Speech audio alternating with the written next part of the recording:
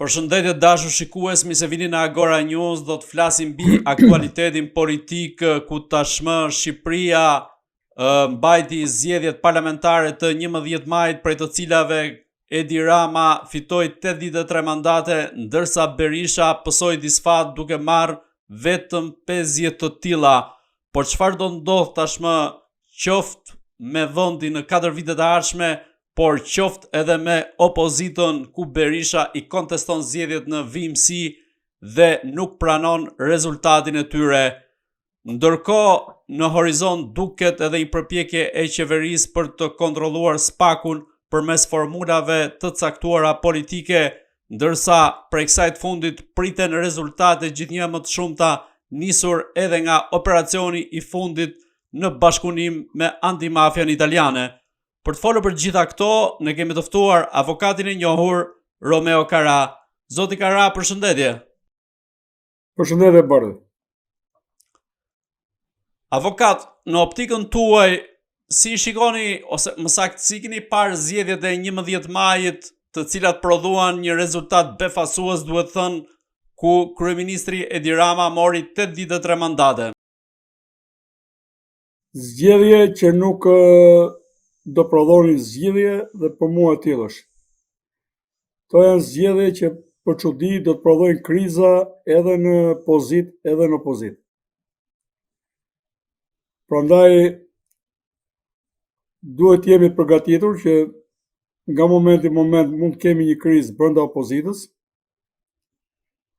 Kemi një person që nuk i pranon kur humbjet, po këtë radhë ka me detyrim të mos pranojë asnjë humbje, pasi i duhet ai vend atje në opozit, ka qenë i përgatitur për këtë retorik, vetë argumenti nuk e ka më tashmë, që mund t'i heci, prandaj besoj që do të jetë fundi i tij.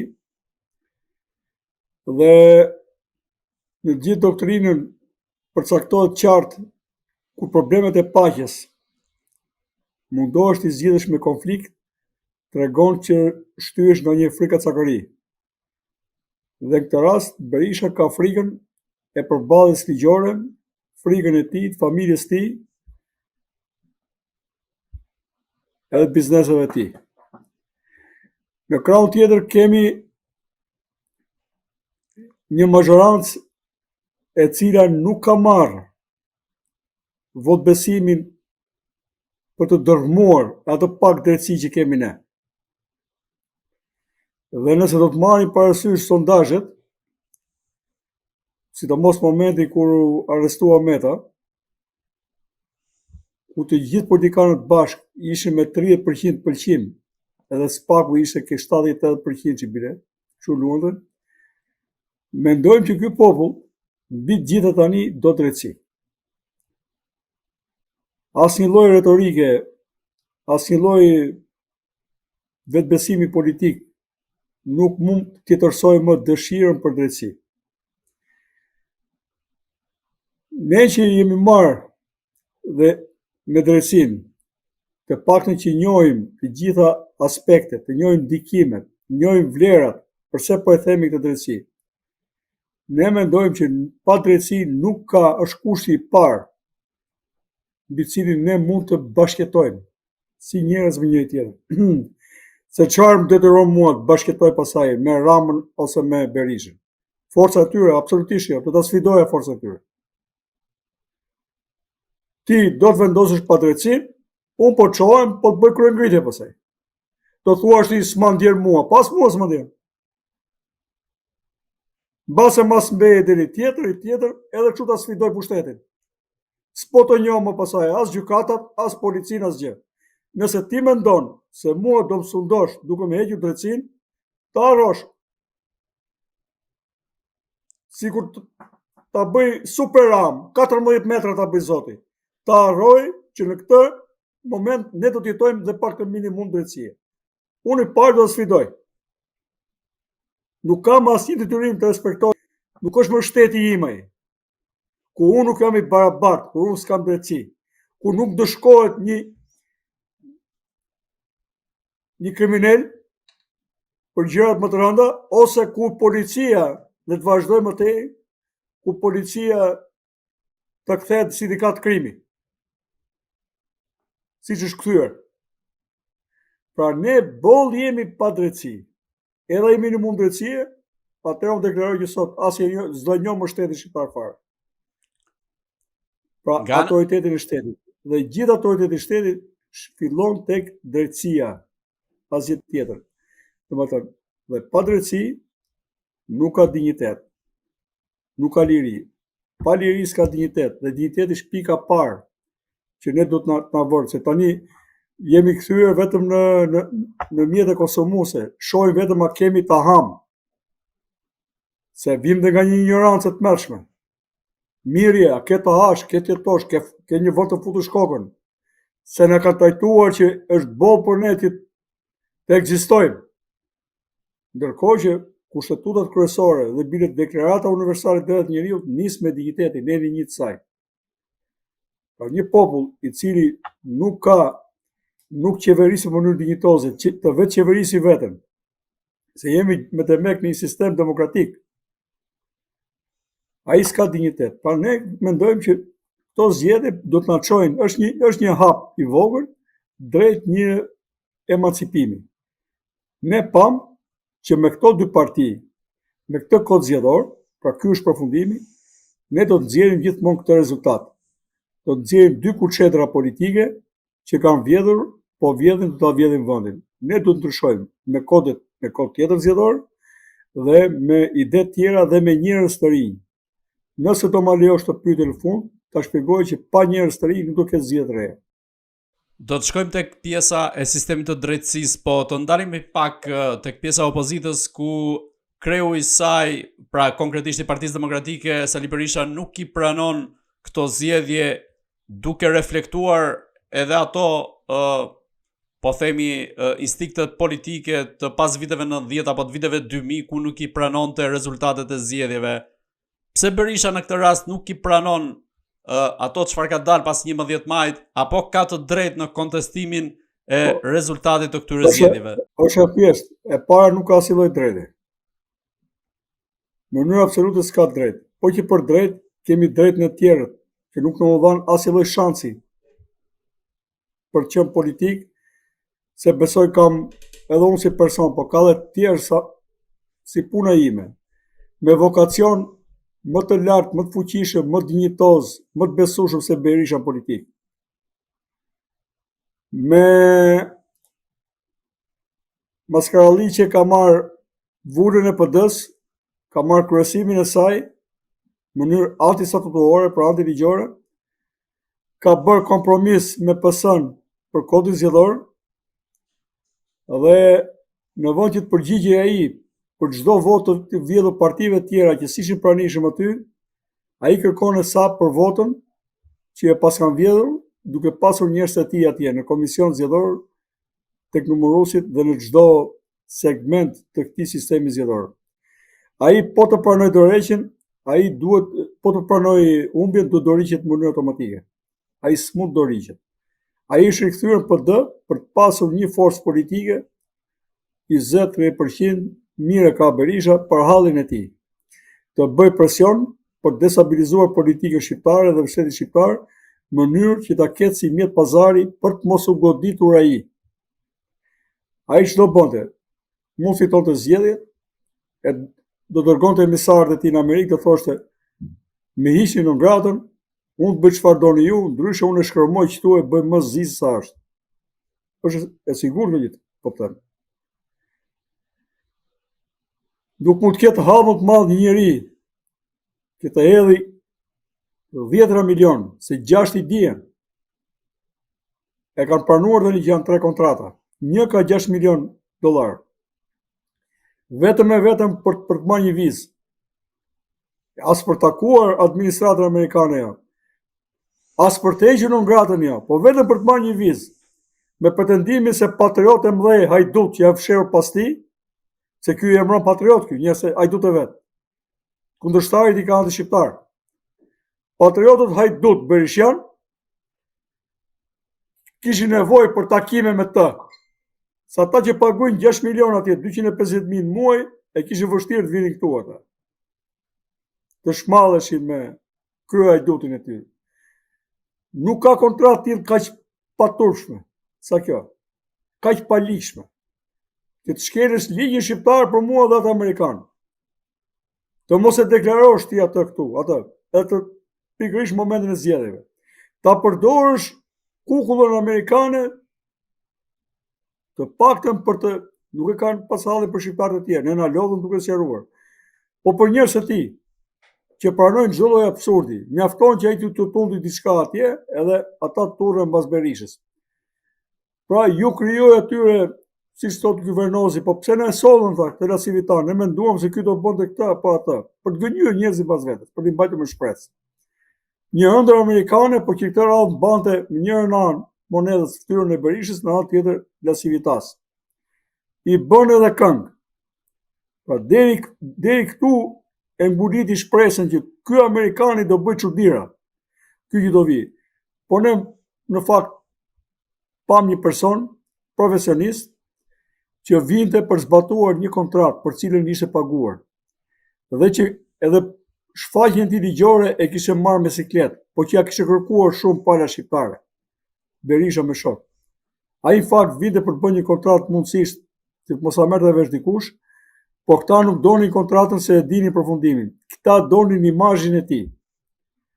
Në këtë mënyrë mashtruan disa persona që duan të mashtrohen, sa ata që kanë mund të kokë thellohen dhe i vlerësojnë të gjëra, po në krahun tjetër për një kohë të shkurtër doli fiasko dhe i ka dalë loja dhe më keq. Pra nuk në vend të vinte vetlla nxori syt, ka zbuluar pa dashje që ka minimumi 2 kontrata, unë mendoj që kanë dalë 3. Më e vogla për tyre mund të jetë 6 milion. Dhe këto kontrata kanë kriminalizuar personin që ka firmosur Nokën, kanë kriminalizuar Berishën si kryetar PD-s, se Noka ka firmosur si sekretar. Berisha ka qenë ndjeni dhe ka pranuar, dhe kriminalizon vetë subjektin juridik që është PD. Nëse do zbatojmë ligjin, për mua këta persona dënohen penalisht, ndërsa PD-ja duhet pezullohet si subjekt juridik të investuar në kundërshtim me ligjin. Nëse do të ketë ligj. Pra këtu në këto halle që është Berisha nuk mund t'japi dorëheqje, pasi ja ku janë pasojat. Në momentin e parë që jep dorëheqjen, pranon zgjedhjet që ka humbur, ai duhet t'jap dorëheqje. Po ai dorëheqje nuk e jep kurrë, se është gjanë në probleme ligjore, tani është zhytur prapë. Për dal nga ca probleme ligjore me partizanët dhe me tjerë, u zhyt në problemin tani të lobimit dhe civitas. Që për mua do të jetë një problem ligjor i ardhshëm dhe do të ndodhi dhe do të kujtohet. A i ka marrë paratë e tij Lasivita dhe pse Berisha nuk e tregoi asnjëherë dhe nuk e bëri publike kontratën e tij me strategun e fushatës elektorale? Doli kontrata, janë nxorë njerëz e vet. Kjo janë të morë me shok, janë nxorë. Përveç asaj, domethënë që thuhet që është pjesë lobimi. Po mirë, ka kontratë tjetër. Një kontratë është 2 vjet, njëherë thonë 1 vit. Një kontratë është dhe Muli ka pranuar që kjo është një kontratë që kanë firmosur deri në fund vitit. Tani në bazë kontratës janë dhënë minimumi 3 pagesa për 3 muaj. Nga 250.000 euro 750.000 euro. Edhe këto mjaftojnë për ta zhytur Berishën dhe Mulin me probleme të rënda ligjore, pakthyeshme ligjore. Jo më pasaj që ne këto kontrata duhet të jenë patjetër të zbardhur. S'mund të ketë non-disclosure agreement. Themi ne, në kontratë lobimi politik, ku ligji shqiptar nuk e lejon. Unë nuk e di çka ka vendosur andej, por ligji shqiptar do të detyrojë që kjo kontratë hapet, por dhe ligji amerikan. Ligji amerikan e ka parashikuar, dhe unë e kam lexuar me vëmendje, kur ka kontrata me shuma të tilla të mëdha, ata patjetër fillojnë kryesisht, jo më pasaj që ka dhe një zhurmë të madhe mediatike. Edhe mos mendoni se është larg Amerika, brenda 24 orëve ka vajtur zhurmë atje. Jetojmë në botën e internetit, lajmi mund të shkojë brenda sekondash atje. Dhe atje ka filluar interesimi në dijenin time. Pra, kontrata më e madhe përpara kësaj ka qenë me $100.000 në muaj. Kjo ka përcjellë gjitha 250.000. Tani ngritit e pazarin e lobizëve tani kjo kontratë. E prishi pazari. Ishte nga $10.000 në muaj deri në 100.000. Tani ka çuar 250.000. Kështu që bilon të gjithë politikën amerikane sot për sot, gjithë administratën Trump e shoh me kurriz nga shteti shqiptar. Edhe nga pozita, edhe dhe ti pozitës dhe të opozitës. Kështu që u lodhën kot na shesin ne një imazh pro-amerikan. Se njerëzit e kanë menduar, po ky është non grata, ku do shkoj, ku do të Shqipërinë ky? Po jo, ky shiti imazhi. Mendo tani, me atë imazh, ky mund të ketë marrë një 50% votave, ose 50% votave ti më tepër. Tani si do e ndajmë ne pasojat e imazhit? Prandaj do të kishin ndërhyrë SPAK-u dhe Komisioni Qendror i Zgjedhjeve, edhe Ministri i Drejtësisë. Zotëri po investoshën para të palishme. Këto para mund të sjellin vota dhe mund t'i kenë sjellë. Se u gënjyen dhe ata, s'kishin për dalë nga shtëpia fare, njerëzit që ishin të dembelosur për 12 vjetësh me humbjet e tij. Po nëse ky ka marrë 50, 90%, 100% votave të tij ka marrë në bazë kësaj kontrate, si ndikimi i saj, si do ndajmë nesër? Kupton që politika nuk pret tani, prit mbarojnë atë kur ka zgjedhje normale, po, mbarojnë zgjedhje pas 2 muajsh, brenda 2 muajsh, dorëzohen bilancet, investimet, gjitha, vjen auditi pavarur sipas kodit zgjedhor edhe vlerëson. Po kur kjo ndodh atje dhe bëhet kjo zhurmë, ata do të kishin filluar direkt si në moment flagrance. Edhe kjo është e vërtet, po doja ndali fushatën për rreth 7-8 ditë, s'foli fare. Ju mbaroi karburanti, pikërisht në atë kontratë. Rifilluan, pastaj dhe kaluan vetëm me kërcënime. Pra tregojnë që kjo kontratë është fatale për ta. Ata nuk mund të flasin më shumë për veten se e dinë se ku janë. Po krau tjetër nuk e vurin në dukje, gjë që s'pëlqen. Pa krau tjetër i dhimbse tani, i dërmohet, i shkërmoqet përfundimisht Berisha, se me njerëz tjerë nuk do ja ecën. Me 3-4 të rinj, jo mbase nivelet duhet politikës, edhe prapë i humbën disa përqind. Mendo dalin njerëz tjerë tani politikë, dhe çfarë sfidë do jetë, edhe dali Rama pasaj me zëqinat e tij, edhe ta sfidoj popullin shqiptar pasaj. Do arrit do të bëjnë gallata, apo jo, se pasaj kemi ne ca gallata tjera, e njohim mirë edhe me rim, edhe me ligj, edhe me cinizëm të punë, thjesht kanë kapur ligjin dhe duken madhështor se kanë hyrë kalit shqiptarëve dhe qafës shqiptarëve. Në fushë betejës, siç e parashikon kushtetuta, të barabartë, të lirë, të ndershme zgjedhjet, të dy bashkohen nuk fitojnë më. Të dy bashkë, me gjithë Berishë. Por e kanë kapur. A ka element që mund ta kriminalizojnë Sali Berishën nisur nga kontrata e lobimit që u bë publike në raport me Shtetet e Bashkuara të Amerikës, duke qenë se vetë Berisha e ka, po themi, një njoll ato të non gratës të cilën nuk mundi ta heq zyrtarisht? Ka një element. Nëse këta de jure apo de facto vërtetohet që kjo kontratë, këto para janë paguar për të zhbër ato vendim të Departamentit Shtetit, pra nuk lejohet financimi parave, lobimi për të zhbër vendimet ekzekutive amerikane. Kjo është shumë e rëndësishme. Këta e servirën këtu si kur këto para janë për të zhbër vendim. Tani atje do të filloj, në mos ka filluar në jetim, nëse ndodh kjo është vepër penale në Amerikë, për të siguroj. Pra po mor vesh që kjo kontratë, prandaj disa lasivita tha unë nuk loboj tha për legjin non gratash, se ai e di ligjin atje. Po ta këtu kanë folur xha, pa i marrë leje atij. O është mashtrim publik me shqiptarët për të marrë këto vota, dhe ky mashtrim duhet dënuar, se s'mund të marrësh vota me mashtrim. Boll shqiptarët kanë votuar njëherë për çekun e bardhë edhe për idiotësia tjera, do të bëjë përgjegjësia që mashtron. Premtimi, kontrata është premtim. Premtimi është detyrim. Kur je premtim ti publik, është kjo dhe ti thuash, po unë ja futa kot mashtrova, se s'është kështu. Se nesër do i thrasim këto. Ke deklaruar para elektoratit shqiptar që kjo kontratë është për këtë punë. Do thotë jo, po e kam fut kotën, do thotë. Si do dënohet? Do dënohet ky që ka marrë pushtet me mashtrim? A du ta parashikojmë në këtë apo? Si vepër ligjore? Vepër penale? Këta gjithë e marrin pushtetin me mashtrim. A du të parashikuar kjo apo? si mendoni, a do të largohet Berisha nga drejtimi i Partisë Demokratike apo do të vijojë në këmbguljen e tij duke qenë se po përdor si kauzë të fortë vjedhjen e zgjedhjeve? Po qa është PD-ja? Një bandë. Merrni kështu, qa është PD-ja? A ka shërbyer PD-ja për të pasuruar gjithë qeveritarët e saj në kohën që ka qenë në pushtet? Apo në kohën që është opozit, për të bërë kulla siç akuzohet, edhe për të PD-ja është e Saliut që ka kryetar, që ka këto miliarda dhe që po paguan 10 miliona për të shpërtuar miliardat dhe kokën e tij. PD është PD e Mulit, që ka disa miliona euro prona. PD-ja është PD-ja atyre që vollën, që privatizuan Çezin dhe vollën, edhe financojnë mbrapa krave këta.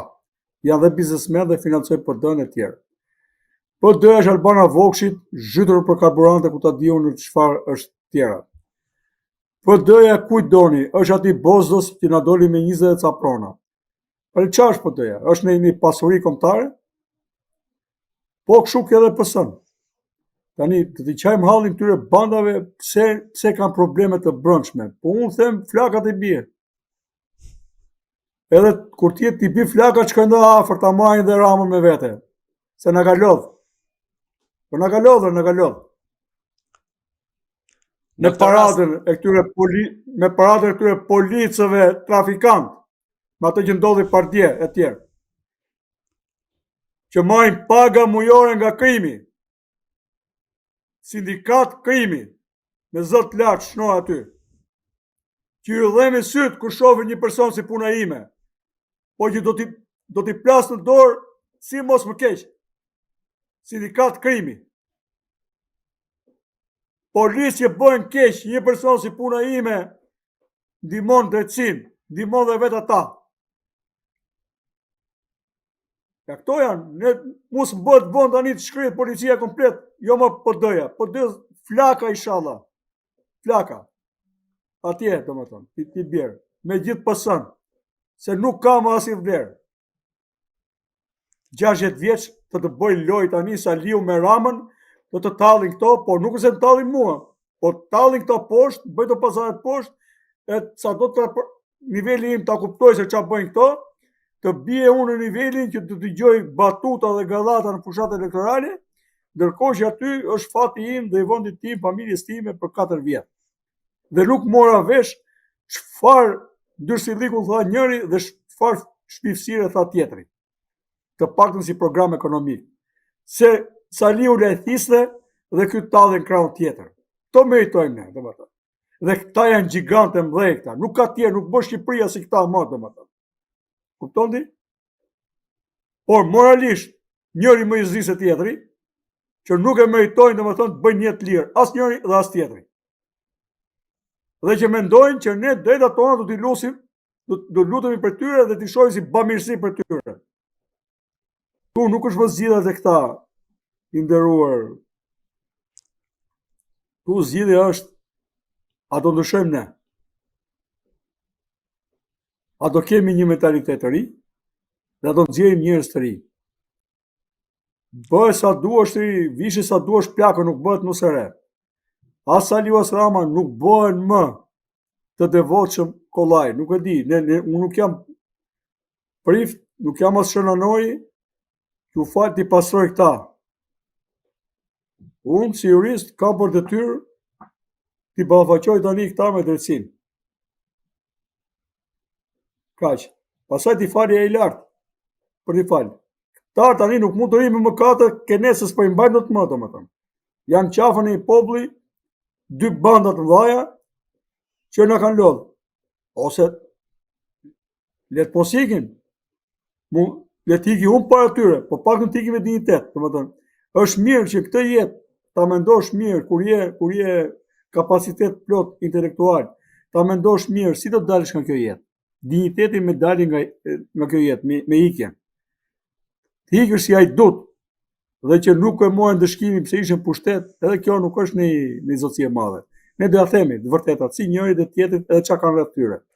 Nuk shoh një person rreth tyre në rrethin e ngushtë pra përveç tyre që të jetë idealist, që të jetë një person i devotshëm dhe njerëzit ndahen vetëm nga devotshmëria, që të jetë i devotshëm që ne të çohemi tani të prishim gjumin e të votojmë këta, se njeriu ja jep një punë për ta bërë dikush tjetër, ose nuk ka kohë, ose është i paaftë ta bëj vetë. Unë nuk di se të dy këta bashkë janë më të aftë për shembull se unë për ta bërë këtë punë, ose të dy këta bashkë janë të ndershëm sa një imita ime për ta bërë këtë punë. Thjesht. Saliu me lajtitit e tij, që pakson të Gramshin nga 50.000 në 60.000, bardhi, dhe ky tjetri që nuk guxonte të hapte asnjë temë ekonomike. Dhe sa që hapshin gojën tjerë, dhe të dy bashkohen te minimumi etik. Mjafton haja. Në asnjë vend nuk fillojnë punë të mëdha, investimet, pas zgjidh problemet më emergjente, që është problemi i mbijetesës njerëzve. Ti ke qoftë njëri të jetë në probleme mbijetese, zëre se i ke bërë dëm gjithë botës. Prandaj thotë edhe feja, kush vret një njeri ka vrarë gjithë botën. Ne të gjithë kemi përardhur nga një njeri, nga Adami. Po sa qindra mijëra njerëz janë në Shqipëri që nuk kanë minimumin etik. Po t'i lëm këto tani se kemi probleme, ne kemi ca investime tani, kemi ca porciane ne këtu tani, ca 3 dëra këtu me ca kalamaj që vijnë dhe maniten nga heroi kombëtar që akoma është gjallë etj. Po çfarë këto, ku të shesim këta? Ja po ta falim një herë, 2 herë, po na i nxjerr këto si flesh, edhe ja bëri qefin vetes, hajde relaksohu, bëj qefin vetes. Ç'është kjo më? Na ka vënë një shtet tani që bën hajër, edhe këta nuk janë, këta janë poshtë. Ta e duam si kalamaj. Këta bëjnë lëpirë më të shpjefur, edhe këtej dalin me Range Rovera e me 18 apartamente, ku ta diu me ca miliarda, pastaj investojnë në Afrikë, në vende të tjera, në Azi. Çfarë tonë? Po na u shpjefër. E thot pasaj, po unë mu mi hajnë darët maskurisit. Po këto, kush i solli këto? Kush i gjeti këto? Nga terës. Veti more. Ja dhe këtë të drejt vetës ti marrësh, po. Po këqo një për tyre ti me dorën tënde, dorëzoh atje në para drejtësisë. Që s'po bëni mua, aty ku jam. Sus. Po dhe aty u mërzitën. Se ky me formën që i jep ky, kam drejtu me shembullin tim. Kam drejtu me shembullin tim. Si kam bën favor as mikut, po tjetrin që se kam njoft, atje e kam marrë dhe i ka taku e drejta, i ka taku. Kam bën debat me kolegët, i takon e drejta. Kam drejtu me shembullin tim. Nuk kam drejtu kështu për të folur këtu dhe për të tregu sa bukur e thashtë atje. Absolutisht jo. Unë e besoj dhe jam serioz tek ajo që them e bëj. Kështu që i ka ardhur fundi domethënë. Nuk na dëgjuan, po ta kishin dëgjuar para disa vitesh, do ishte bërë mirë dhe për ta dhe për Shqipërinë. Tani na lan kritikën, kritika do të jetë e pamshirshme. Ta harrojnë që unë apo të tjerë janë disa. Kujtojnë se ne marrim frym për bamirësisë tyre, kuptot? Që në ky moment domethënë ajo shpata drejtësisë duhet të jetë shumë pamshirë fare tek ta. Mendojnë që dhe ekzistencën tonë e kemi për bamirësisë tyre. Tani tim kupton, besoj se ke një lloj formimi dhe religioz, mendon se sa e rëndë kjo për ne. Çfarë provokimi është? Si mendoni, a ka një marrëveshje të fshehtë në thonjza apo themi mes Ramës dhe Berishës, që Rama të qëndrojë në pushtet dhe Berisha të mbajë frerët e opozitës dhe nga ana tjetër të mbrojë interesat e tij, qoftë personale apo të familjes, duke qëndruar në krye të Partisë Demokratike dhe duke mos u larguar prej saj?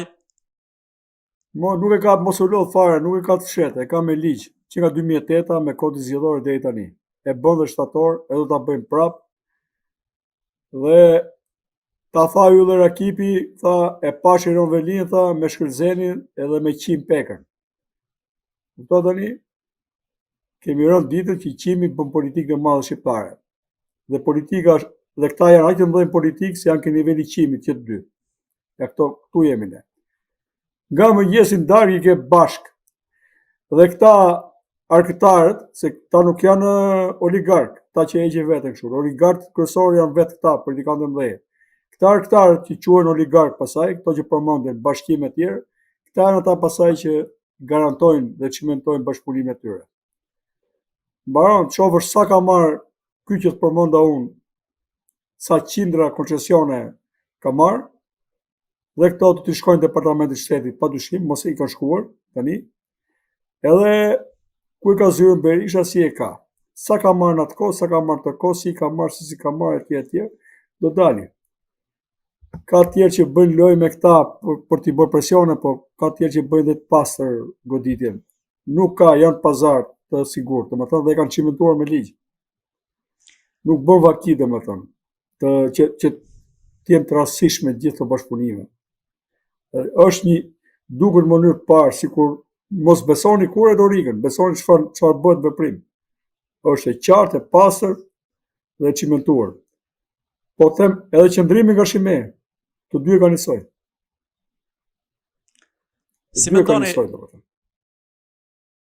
Si mendoni, pse Edi Rama nuk ka marrë urime zyrtare nga Shtetet e Bashkuara të Amerikës në raport me zgjedhjet që fitoi të 11 majit, ndërkohë ka marrë urime nga lider të ndryshëm të Bashkimit Evropian? Çfarë mesazhi kërkon të jap SBA-ja në këtë rast kundrejt Edi Ramës? E di vete, çfarë mesazhi po japi. Tani për tani po i shef kurrizin administratës amerikane, të jenë sigurt. E dyta, a e dini që një pjesë e madhe bile edhe politikanë që ishin atje nuk e njihnin fare Shqipërinë? Domethënë, që të hiqesh kaq i rëndësishëm në këtë vend vogël, në këtë fshat i quhet Shqipëri, ndërkohë që një pjesë e madhe e botës nuk e di fare ku ekziston e çfarë je. Pra ne jemi peng një loje provinciale, i figurave dhe karagjozëve provincial, që në fushën ndërkombëtare janë lëpirësa dhe asgjë më tepër, edhe do ta shihni mirë që nga këto zgjedhje nuk ka dalë asnjë fituar. Nuk është gëzuar as fituesi, as ai tjetri. Se këto janë artifica, nuk e mban dot me zor. Është mbushur kupa. Shqipëria do shkojë te ndryshimi. Tani u plakën, u thinjën, u krusën në qafa tona. Dhe dolën me ca flamuj të rinj për kundër atyre që kanë bërë vetë deri dje. Pra, Berisha kundër 4 mandateve ti, 2 president dhe 2 kryeministër, ky kundër 3 mandateve, pak a shumë. Unë nuk di, po pse, po mirë, çfarë kam unë tani? Dakor, unë jam çmend, po çfarë ka edhe ca të tjerë që nuk ndjen lumturi brenda vetes. Po si ka mundësi që nuk lumturohem unë, mos e shoh Ramën pushtet dhe Berishën pushtet. Pse ta bitem valla, që ne nuk lumturohem. Për çfarë duhet mua se kush është pushtet si qytetar? Ti nuk përmbush kërkesat e mia, që unë i mendoj që duhet përmbushur. Dhe unë nuk shoh që ti drejton me pasërti, se drejtorët e tuaj futen, grisur edhe dalin miliarder. Leti bëj një veting administratës. Sa miliarda janë vjedhur? Merë gjithë personë. Sa persona ke pas drejtorët tani janë biznesmen? Filloj që nga 90-ta. Në të gjithë ndërmarrjet që kanë qenë. Mos them që edhe i privatizuan ndërmarrjet më pas. Edhe kur e merr tjetrin drejtor nga një ndërmarrje, edhe këtë mundësisht në vizohet bëhet bolt, nga një ndërmarrje, e çon ministër, i rrimin e ka ndërmarrje të lejë njëri tjetër ta marrë dhe atë. I duket sikur është i tij. Kështu i duket dhe Ramës, koltuku kryeministrit, kështu i duket dhe Berishës. Ajo që kanë. Berisha ka edhe xhelozie se ka qenë vetë aty në koltuk. Nuk ka marrë koltukun tim, thot. Nuk thot që ky është posi kryeministit i Shqipërisë. Të dy bashkë, kur kanë hyrë politikë, kanë menduar si të përjetësohen politikë. Ndërkohë Rama nuk duke pa se është gjë e keqe servilizmi, servilizmi të shmen. Edhe ja them publikisht, ore zboj servilet e ndyrë, zboj ata zgjyra të karakterit njerëzor.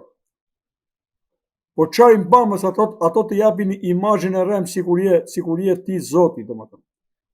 Edhe i ka shkatruar nocionin më. Të shkatroj nocionin. Prandaj nuk duhet pranuar një njeri i cili të lëpihet. Edhe kur tjetri thotë, ore ti je burr i mirë, ti thuaj inshallah Zoti më bën në nivelin e e lëvdimit tënë. Edhe i ka shkatruar komplet nocionin këtij personi. Dhe ky e di që shqiptarët janë të lumtur që ta shohin, ta dëgjojnë, jo më për mrekullirat e tij. Dhe çfarë mrekullirat? Ajo që ndodhi pardje. Çfarë mrekullirat? Ajo banda me 7 veta të 7 me armë brez në gjirin e Lalzit. Edhe policia bëhet keq që Romeo Kara të ruaj jetën e tij privatisht. Kjo policia krimit bëhet keq. Ajo banda atje nuk ka dalë pa garancinë e policisë. Jeni të bindur ju. Kështu që ne kemi shumë probleme. Kur të kriminalizohet gjykata, prokuroria, policia, çfarë na ngelin në shqiptarëve? Ti luasim këto tani të punojnë kundra vetes tyre. E kuptoni që nuk bëhet kjo punë, ti luasim këto dy bandat partijake që janë kokat e këtyre tjerave dhe garant këtyre tjerave që bashkëpunojnë pastaj me një tjetër sistem. Aman na jepni pak drejtësi. Edhe pa mbaruar mirë zgjedhjet, suleni ke spaku me dhe me, po ta marrin dhe spaku fare. Ta marrin dhe çdo shqiptar dali mal tani. Ka nga i mal aty, dali mal dhe mos bindet fare domethënë. Mos ta njohim as autoritetin e policisë, qofse vazhdon kështu, as të ministrisë, as të Ramës, as Berishës, e të bëhet gallat. Më mirë vdesim kështu me gallat, po që për gallatën tonë. Jo me gallatën e këtyre çfarë them unë. Ti shajm pasaj të thonë që ky po na përdor, as çyryk janë këta, nuk e meriton as janë çyryk. Avokat, Edi Rama nuk ka humbur kohë sa po ka fituar zgjedhjet dhe në një takim ministri i drejtësisë, në një takim që ka pasur me kreun e SPAK-ut Altin Dumani, ka propozuar disa formula të caktuara për korrigjimin e sistemit të ri drejtësisë, gjë që synojnë kontrollin e këtij sistemi. A mendoni se Edi Rama... Po asgjë më nuk do t'i bëj, asgjë. Asgjë, ka dosi që pritën të hapen shpejt. Dumani do t'jetë i pështirë nëse do t'i bindet urët e tyre. Dhe ka bërë gabim që këto 3 muaj s'ka hap dosje. Ka qenë me ta për mua 100% në kompromis për t'i rënë të qetë në zgjedhje. Nëse Dumani nuk e bën këtë punë 100% i devotshëm, i shtyr nga ligji, më mirë të hiqi. Por t'jem atje nuk do të kjo punë. Nuk ka. Drejtësia garantohet vetëm nga ndarja pushteteve. Dhe të hapi dosjen. Me që këta i shkojnë për presion, të hapi 184, 33, qasha e tjetra, t'i hapi tëra. Mos rrinë atje. Dhe jo gjithmonë një ministri e shkon vetëm një prokuror. Dumani, si që kam drejtuar vëmendjen time ke politika dhe ke Dumani, do vi tjetër të themi bëll. Se nuk kemi besuar këtu për të mbyllur syt, për bërë kompromise politikën. S'kemi besuar t'i krevësh bishin as Ramës as Berishës. Është aty, do të kishë mbaruar punë me ta, me gjithë. Si zhvajti ai Delengjiu tjetër atje, ka 8 muaj në burg, me ta kështu do të kishin edhe këta. Po ç'është kjo më? Ne nuk kemi një ministër që të futen në burg duke qenë në detyrë. Ky është kompromis. Kjo s'është drejtësi. Pra këta e kanë lejuar që një lloj koncesioni mbi drejtësinë ta ketë ai që është pushtet. Dhe pastaj thot Berisha, qeveria Ramës, edhe nuk thot fakte, se ai di mënyrën se si punohet. Se këta kanë familjar, po kanë dhe njerëz biznesmen, po kanë dhe interesa tjera, se vetën e tyre siguruan. Tani ky është presion. Që ata të mos vazhdojnë më tej. Unë mendoj që pikërisht përballem me presione. Sfida e përditshme me këto presione është lufta. Nëse ai nuk e bën, atëherë ti themi popullit, edhe dumja nuk është për të punë, dile valla, 5 veta që janë për drejtësi, dalin për drejtësi. Dalin me gurë si Palestina, ç'a të bëjmë? Ore ne duam drejtësi. Dhe përgjegjësinë për zgjidhje të llojit tjetër do ta mbajnë këta. E po kështu tani paga pa fund, roje pa fund, edhe duke u matur, po ç'a po matesh? Është turpë, na bën kashillik. Drejtues korporatash na dalin para syve tani me biznesmen, ndërtimi, edhe unë e di shumë mirë se për çfarë janë ulur, si janë ulur, e kush ka qenë ky parë se të ishte detyrues korporate, e vjen puna çfarë të bëjmë. Se nuk dalin para Dumanit edhe para Ramës, po dalin para nesh, se ne jemi populli i thjeshtë që jetojmë në rrugë. Edhe hajde të durojmë tani këtë biznesmenin e ndërtimit, që s'lidh dot dy fjalë tani, po që ka qenë drejtues i madh, administrator i madh shtet, që s'ka lënë kusur, që ka zhduk dhe eron 500 nga qarkullimi në kot vet. Çfarë themu tani? Dhe to i mbyllin syt se ky është çati bën tani, kjo është natyra, ky është shteti tani. Unë s'mbaj përgjegjësi se këta më han pas kurrizit. Po ne na zhbush kupa.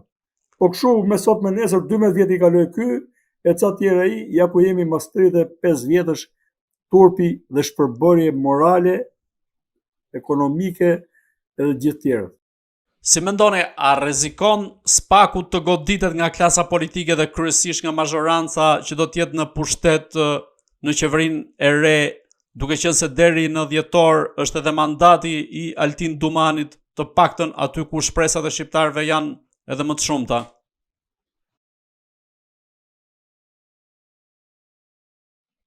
Unë e marrë çik me sport. Ballvaqimi është deri në sekond fundit. Nëse Dumani po mendon për rizgjedhjen e tij, atëherë rizgjedhja e tij do të jetë më e ndershme duke vazhduar kështu fort siç është. Por nuk është e rëndësishme rizgjedhja e Dumanit, sesa forcimi i institucionit dhe besimi i shqiptarëve dhe të bëjë drejtësi. Që do vazhdoj politika, patjetër do vazhdoj. Por që kush ka problem tani? Ore bëni pyetje se po qani hallën Dumanit. Ore kam bërë të punë Dumanit, e kam bërë personalisht vetë, para se ta bëj Dumani, para se të kishë institucion. Ore s'pati media të ore si ja bën tjerë, si ja bën ti që e bën të punë, si ja bën ti. Se nuk u mora me gërmën zhë, u mora me këto që quheshin alfa. Dhe në atë kohë kur u mora unë se kisha mush kupën Rama, se këta mendojnë që mua më kërcet për Ramën. Ishte 2015-16, ku akoma si se ma isur qelbi Ramës. Kështu që normal që u mora me atë punë, u mora me ata që e kishin mbushur kupën, dhe kush nuk e di që prandaj iku Berisha dhe Metër nga pushteti, po turpi Ramës që erdhi me Metër, është gjë tjetër. Po mbas 2013-s të gjithë dinim sigur që Berisha, edhe kur e dha dorëheqjen por atë korrupsion madhor që do nuk do t'i lindë shans PD-s të rivinte pushtet, e dha dorëheqjen, edhe bëj një hap mbrapa. Edhe emëroi një person tjetër atje, të cilin e çemëroi prapë asaj kur ja kërkuan interesat. Si ja bëjmë ne si qytetar thjesht? Si do qajmë hallin e këtyre që janë atje, kanë ca garanci institucionale të partnerëve tanë e tjerë. Se mendon ti që këta janë kaq sovran dhe këta bërtasin këtu para servilëve të tyre, edhe me të huaj ta bërtasin. Po jo, ju do pijen të huajve e nuk u gjeta nga zërin. Dhe ka pas raste që aty Berishën zyrë kanë qenë dy persona pa njohur nga politika, si thot Pajtim Sula, ish në detori Alpetrolit, që i kanë thënë ri ur, se ne do vajmë ke poçi. Atje, çu i kanë thënë. Për devijimin, tani e ka thënë ai dhe kjo është në publik, për devijimin e Gasjellsit në favor Tiranit. Të se bën do t'i se ne të vajmë atje ke poçi, kanë thënë. Dhe legjenda e madhe e hajdutëve që ka pas që quhet PD, ka ul veshët dhe s'ka bërë asgjë. Pra si duket, në nga ati ka dhe nga të tilla gjëra brenda, që shqiptarët nuk i dinë. Por paktën kjo gjë për publike. Këta janë kaposha në kotecin e tyre. Kur të ndërkombëtarizohet kjo punë, do e shohësh do të riqen. Dhe besoj se do të riqen dhe s'do kemi të tilla gjëra. Po e bën, tregon që ka ardhur fundi politik, pastaj dhe e bën nga mungesa e shpresës dhe e bën nga dëshpërimi, asgjë tjetër. Pikërisht për të qëndruar te kjo pjesa, mendoni se mund të ketë një reagim të ashpër nga Shtetet e Bashkuara të Amerikës kundrejt klasës politike nëse tenton ta marrë në kontroll SPAK-un apo ta zhbëj atë? Jo 100%, 100 milion %. SPAK është investim amerikan. Do të zgjidhet ngërçi për gjatë se periudhë që duket si vakum. Megjithatë, në nivelin teknik ata janë bashkë prapë, kështu që nuk ka mundësi që ata të bëjnë mbrapa dhe nuk bëjnë mbrapa për asnjë arsye. Nuk dështojnë ata. Nuk e lejojnë dështimin vetës. Edhe në Afganistan janë të rrequr me marrëveshje. Unë besoj se ka një marrëveshje për ta lënë Shqipërinë cop-cop këto momente.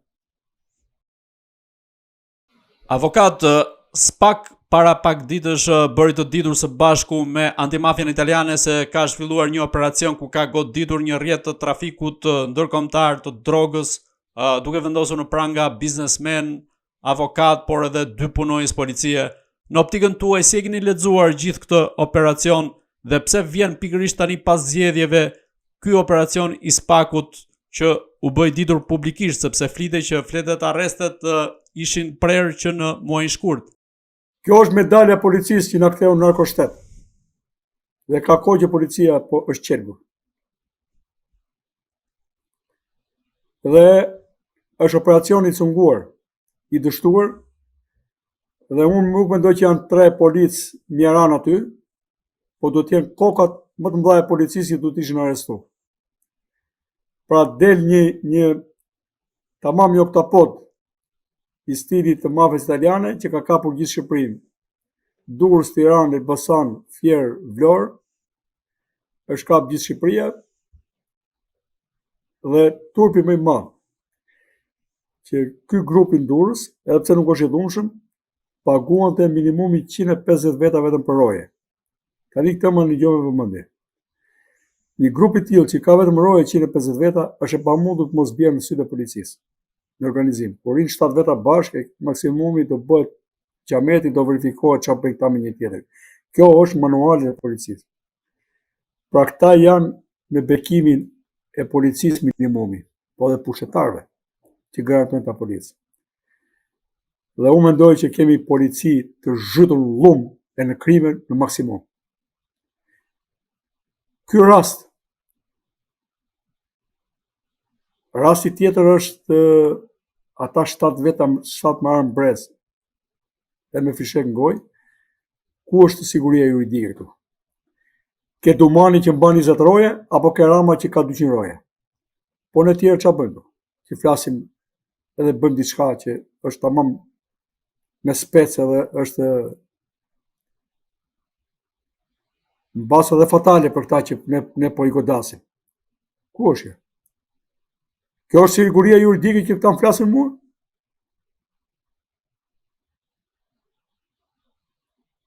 Çfarë do të bëjmë ne? Kur detone përgjithshëm policisë na akuzojnë që ka vënë krimi. Sa i qetë do të jem këtu unë?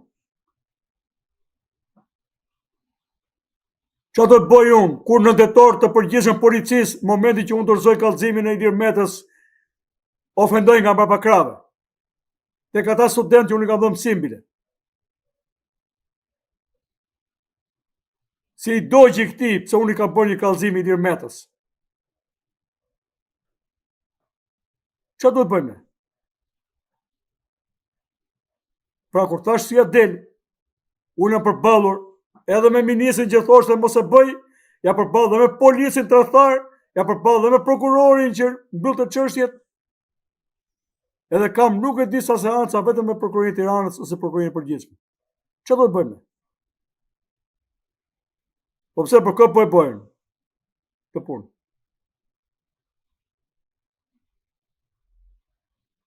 Edhe se kam bërë as për t'i shërby karrikës njërit, se jeta ime nuk është kaq shumë e thjeshtë ta marri ky si spesor, atë letrën ta fusi këtu që t'i vi mikrofoni këtu. Siç i bëjmë ne nëpër studio. Unë e kam bërë për izat Zotit, po ta s'do e kuptojnë. Ajo shpulla për padrejtësi që i shko Berisë do t'i vi dhe këtij nesër dhe këtyre nesër. Po du ta di unë se kush është detori përgjithshëm dhe kryeministri këtu dhe kryetar opozite këtu, kur këtu bëhet fjalë për padrejtësia të hapur. Tani të shkosh kriminal, rin, po këta nuk respektojnë asnjë lloj norme. Ai tjetri bën vrasje ande jashtë valla, po mbyllet shtëpi, nuk del më. Futem më pis kokën me një vrim haleje, mos na dil më tani. Po kur del e hapur dhe pushton dhe gjithë lokalin. Po ai ka pushtet, sa i vriska edhe dilka. Ai ka pushtet pëse. Ai këtë vrasje në vëta kthej në tortur për vetë të shihet, ai e kthen investim për biznesin e vetë fuqizohet. Dhe bëhen keq këta, mbidhen gjithë zagarët e policisë, bëhen keq që Romeo ruan veten e tij, ka fuqi dhe mendere të ruaj veten e tij. Kështu janë këta. Paroj që së bën dritë syri jo për këta, po për 1 milion zagartë niveli tillë. Ta janë bashkë dhe nuk meritojnë në emër tjetër.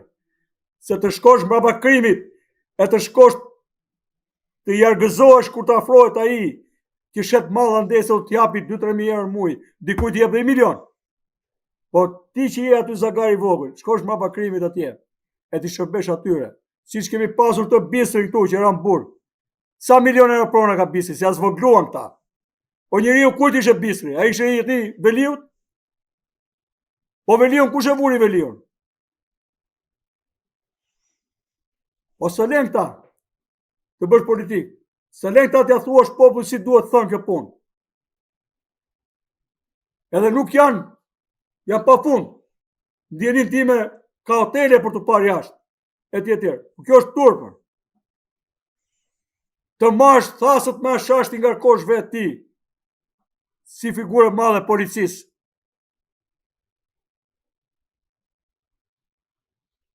Se shkatruan dhe edhe komplet mentalitetin e një vepre penale. Ato thasët për cilën u vra Ibrahim Basha atje në Gjirokastër, Lazarat. Me demek për shlirua Lazaratin edhe për ta nga to, në i kohë që kym kraun tjetër, ky tërthari tjetër i merr i çon thasët vetë. Është gangsterik dhe madh, do të trimëri e madhe kjo punë. Ne kemi probleme të rënda, institucionet tona kanë falimentuar. Ju rofta ajo që kanë këtë dera, edhe si ndodh që sa herë që del nga institucioni një titullar, thotë s'ka më tani institucion, se këta e njësojnë institucionin me veten, me interesat tyre. Po kështu do qeverit. Ikën dikush s'ka më qeveri, por njifi tjetër të meritat. Duke njohur meritat këtë drejt, Jeri Arlis e mund t'i shohë të metat. Të metat do ketë, po të janë liksimër, të janë armisi ka shiti populli, të janë fatalem. 7 veta hanë e pinë si derë atje me armë dhe fishek në gojë. Çfarë do të bëj unë? Nuk do të marr mitralos me veten dorë tani. Avokat, për çfarë kanë të armë? Kjo është shumë e rëndësishme. Unë e shoh të shumë të rëndësishme. Tu siguria juridike ka vdekur. Kjo është alarmante. Pra këta i dikan këto punë e nuk i ngacmojnë. Unë dal një natës dal vetëm. Ta i dikën këto punë këta edhe nuk i ngacmojnë, din mirë ta. Tani ky është grupi i madh. Nëse nuk arrestohet gjithë kupola e policisë, ta arrestohet jo kështu, gjithë kupola e policisë. E tiki dhe ministri gjithë me radhë, do të thonë nuk qerohet mirë kjo punë. Kjo punë unë e di që Sky jam i parë i kam sjell problemet e Sky në Shqipëri. Sky CC do ta çoj, do t'i bëj një der të madh Shqipërisë. Këta nuk i lanë rahat, këta. Edhe aty polici, personat që merreshin me marrjen e informacioneve të Sky, këta i luftuan. Ne nuk kemi sa për djeni nderuar Bardhi, nuk kemi personat të certifikuar të besueshëm tamam edhe nga Europoli, janë shumë pak që të bashkëpunojmë me ta. Ne e kemi kthy këtë vend në Sinaloa dhe ta gëzojmë këta, po ta gëzojmë dhe ne që jemi të paaftë të ushtrojmë detyrat dhe përgjegjësitë tona si qytetar, siç e kërkon vendi, se ne presim, ne vetëm ton si s'po ndryshon gjendja. Po kur mos ndryshon të shqiptar budalla, gjendja kur ti pret bi nga qielli dhe nuk çohesh vet, ndryshosh qëndrimin tënd e të bësh disa veprime tjera, e qasje tjera edhe të ushtrosh të gjitha drejtat e tua që ti ta ndryshosh vendin aty ku je dhe çdo shqiptar tjetër i përgjegjshëm aty ku është. Avokat, si mendoni, pse këto arrestime u kryen pas zgjedhjeve teksa mësohet se flet arrestet ishin prerë që në muajin shkurt? Por tani pjesën e kësaj s'du ta bëj më llumë, nëse janë prerë në muajin shkurt dhe e gjetën pikërisht pas zgjedhjeve, turpi tyre. Që kanë marrë kështu Tani kemi atë simfonitha për piano orkestër, për zgjedhje dhe për drejtësi. E kanë koordinuar mirë simfoninë, janë sintonuar mirë. Dakor, le të shkoj Tumani të merret me zgjedhjet, edhe bën mirë pasaj Rama që merret me Tumanin. Qofse janë marrë vesh, domethënë, bën mirë. Se si shumë merr ka ky, i kanë hallin ky, po s'besoj se pas në luftën seriozisht për. Ndërkohë ambasada Qofse amerikane, shprehje në shkurt. po, Ju thonë që shprehje në shkurt. të paktën raportimet e Urrësi. medias këtë gjë e kanë konstatuar së fundmi.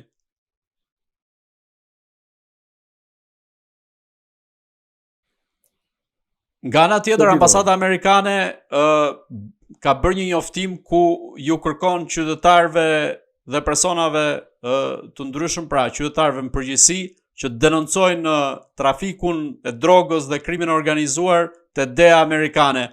Pse ambasada nuk e bën një thirrje të tillë për organet ligjzbatuese në Shqipëri dhe e çon këtë njoftim pra për DEA-n amerikane? Pra, pse e kërkon që shqiptarët të denoncojnë te DEA dhe jo te organet tona ligjzbatuese?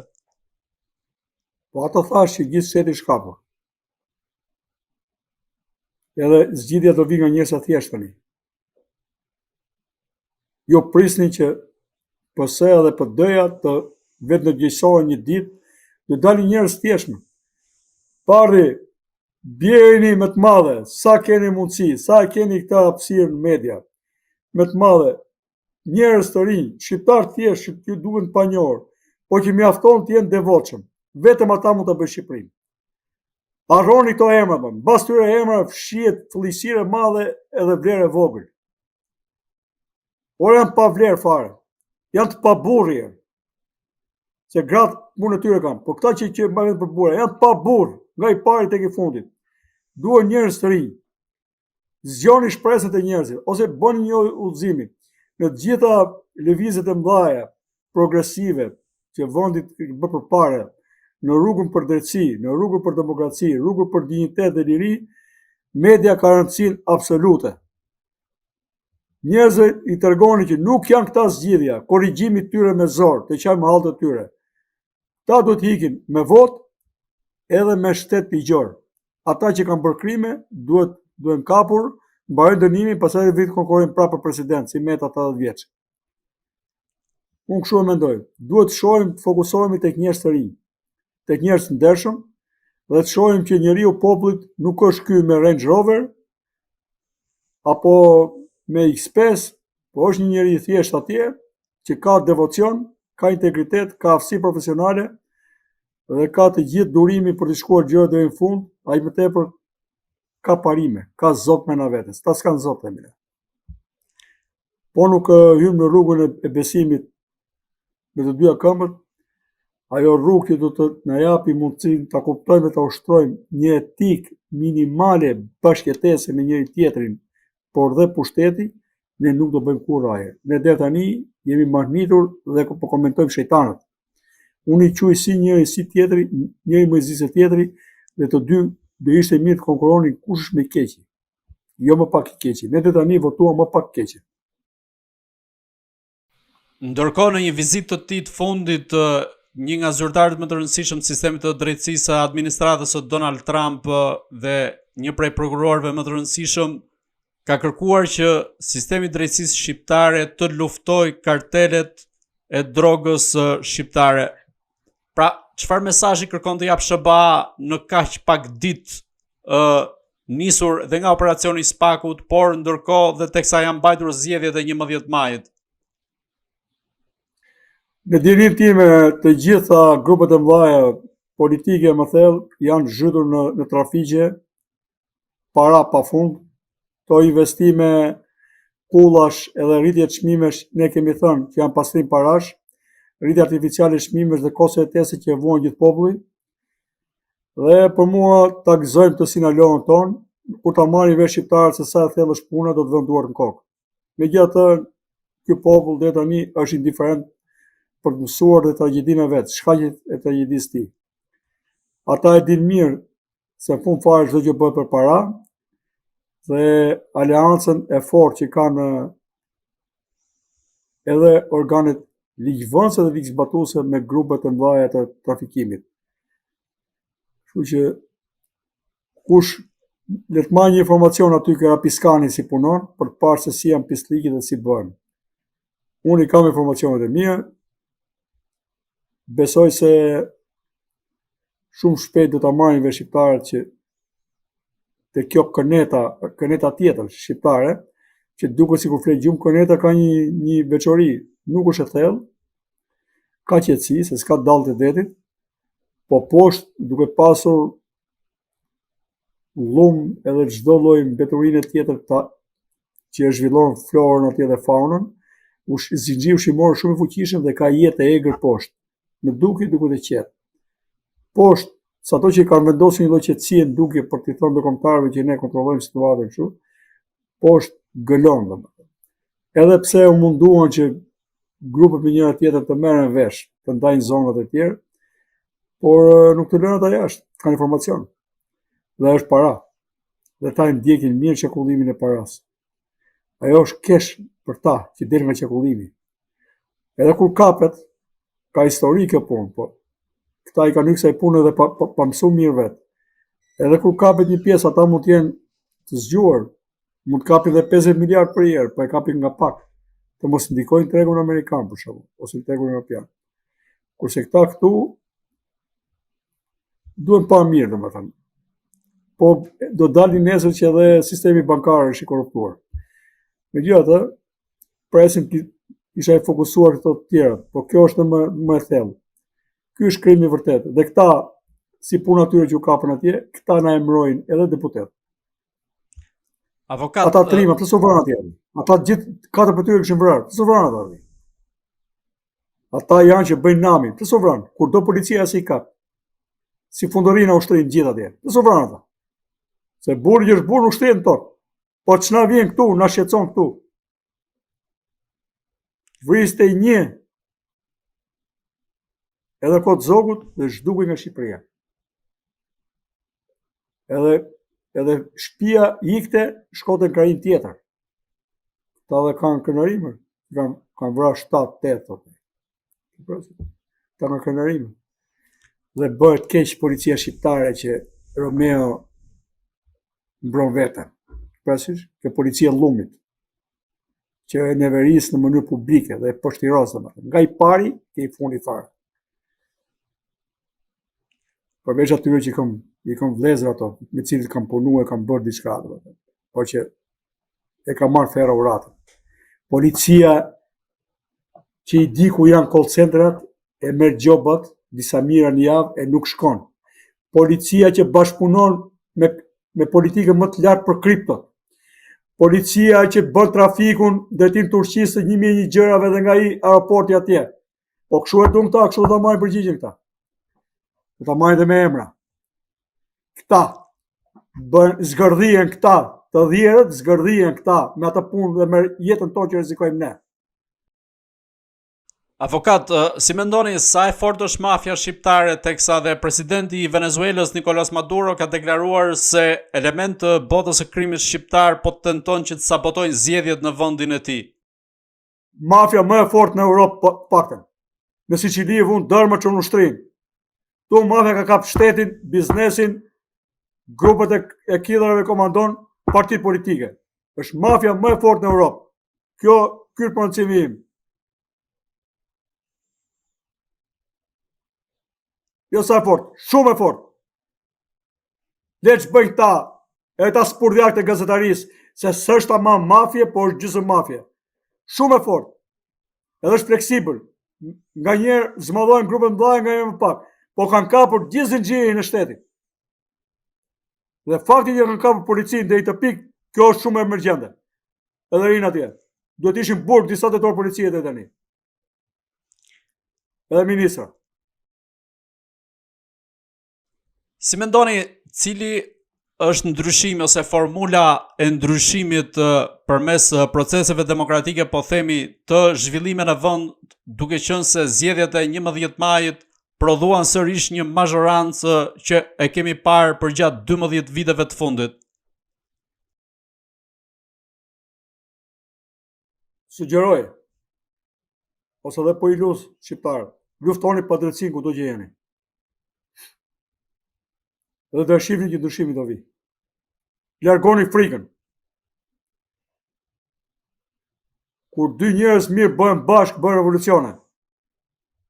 Por ne, njerëz e mirë nuk bëhen kollaj bashkë, sa të qitë bëhen bashkë dhe bien pazar me njëri tjetër. Dhe këtu është arma tyre e fortë. Kur njerëz e mirë bëhen bashkë, aty është revolucioni. Bëni bashkë.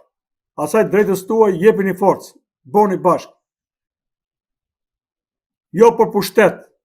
Kërkoni drejtësi, jo për pushtet personal, jo për lavdi personale. Kërkoni drejtësi se duhet kërkuar dinjitet.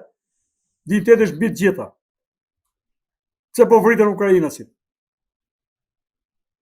Po vriten për dinjitet. Të vendosin ata për veten e tyre. Dhe lufta kundër korrupsionit është shumë më e fortë se lufta kundër perandorive. Ukrainasit kurse fituan luftën kundër korrupsionit. Luftën me Rusin po e fitojnë. Është shumë e fortë. Ne kemi të keqe të madhe brenda. Ne do të luftojmë edhe vetë tipin ton, ta mësojmë veten, jo më, s'do lutemi më. Derën në fytyrë çdo lloj pushetari. Është turpër. Thot ai më vototi mua se do të bëj këtë nder. Po nga kush, nga xhepi vet i ka dhënë? Se edhe ai që të jep nga xhepi vet. Edhe ai është i papranueshëm. Si rastin e Gron Shehet që tha unë kam pagu vetë partinë time, edhe ai është i panishëm. Kur e kalon shumë. Nga kush më po mjetin? Po të punsoj. Nga kush më? Ku i gjetet ti këto vende punës? Që vjen dhe fryesh ti. Si ka mundësi që ti më servir mua kalamajt pa njohur për deputet? Ku është meritokracia këtu? Apo kush lëpim e pushetarit më të madh, ai është më i pëlqyeshmi. Mos e ikto se i ke bë me pikër tjetër, to që themu. To shprehje origjinale. A kupton bër? Mos e ishte shqiptar çu dëgjojnë, çu marrin vesh. Jo, për të qenë etik. Shku me megafon. Për të qenë etik, për të qenë etik. Jo, por nuk ka etik. A kanë etik ta që kriminalet i kanë atje, i garantojnë, hani e pini dhe kru do ju, pastaj pa dashje po i kapim ne. Pse kanë ardhur ata? Sa kohë kanë aty ata? Kush i garantoi ata? Plus janë edhe politikët e YouTube-it. Kush i garantoi? Po, e kuptoj. Mirë. Shiko, unë mendoj që ata thash për shaka. Le të respektojmë, unë jam për të respektojmë gjitha normat. Unë e ndjej veten mirë me norma. Kudo ku dal në Europë jezi, e ndjej veten mirë. Pra, ka një ajo etika minimale qytetare që është atje, është e nevojshme që njerëzit bashkëtojnë me njëri tjetrin, qoftë edhe mënyrën e komunikimit. Pastaj flasim për etikën ligjore. Po etika ligjore është etike më. Etika ligjore është etike. Si mund të jetoj unë në një vend të tillë ku s'ka asnjë lloj drejtësie? E kuptoni tani? Ku përfshihet prokuroria, gjykata, policia, ministria, kryeministria, gjithë përfshihen krim. Çfarë kam garantuar unë? Unë kam garantuar sipas tyre, po t'i lëm kështu, siç Selanik i përpjet, siç ka qenë do të jetë. Pra ne duhet ndryshojmë. Dhe të mos besojmë prallën që ky është fati jonë dhe Shqipëria kështu ka qenë kështu do jetë. Jo. Me këtë prallë kanë qenë dikur gjermanët përballë francezëve. Francezët bënin qef në ato moçalet e Gjermanisë atëherë. Jo. Në mos pas burr shteti përgjegjësim për ta bërë të vend, do ketë popull. Unë shoh që niveli i popullit poshtë më i përgjegjshëm dhe më i devotshëm se niveli i qeverisë. Dhe kam shpresë tek pjesa e besimtarëve shqiptar që i kuptojnë mirë të mesazhin tim. Mos dëgjoni hoxhallare priftërinj që janë pazar me qeverinë dhe me politikën për t'ju mpirë, për t'ju mbajtur inaktiv, por zbatoni ato që keni të shkruar në librat tuaj. Qoftë në Bibël, qoftë në Kur'an. Jam i bindur për të gjithë. Zoti Kara, unë ju falenderoj që ishit në Agora News. Dhe unë falenderoj ju dhe prandaj zhvilluam një bisedë ndryshe nga ato që bëjmë në përvende të tjera, duke ditur që është një zër i pavarur dhe që mendoj këto zëra të pavarur do të bëhen shumë të fuqishme të ardhmen. Këtë do e vërtetoj koha. Të dashur shikues, bashkë do shihemi në intervista të tjera, por mos harroni të bëni subscribe në kanalin tonë në YouTube.